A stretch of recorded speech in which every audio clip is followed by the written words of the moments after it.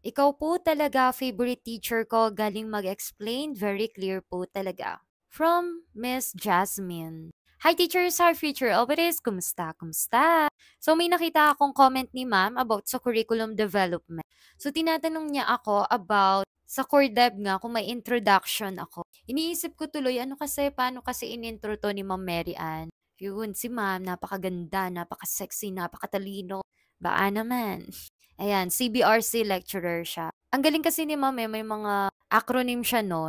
Ayun, Washili yata yun. And na mga na-share ko na po yun dito. So yun, kung anong man yung acronym na yun, alam ko yun talaga. Pero na-share ko na nga yun. Para sa mga September let takers, 2024, meron na ba kayo neto? Free lang po ito, pinicturean ko na ito. Kung naghahanap kayo ng mga free let reviewers, mga pwede nyong sagutan, lectures, meron tayo niyan, nandito sa playlist. And sa bio ko. Yung bio po, yung nasa ilalim lang ng name ko, may makikita kayong link doon, tapos pindutin nyo yung free let review, ganun, let reviewer. So, nandito na rin tayo about curriculum. Ano nga ba ibig sabihin ng curriculum?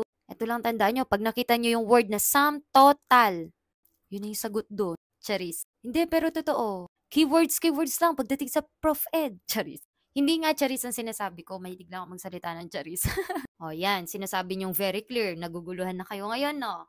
Charis. Ayun, kapag sinabi nating curriculum, ito yung sum total of all learning, content, experiences, and resources.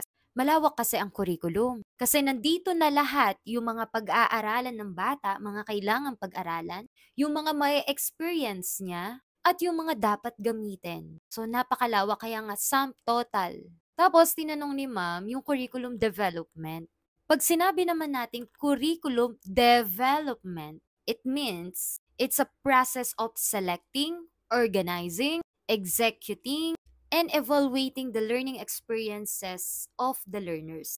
Ano yung mga kailangan doon ng mga bata?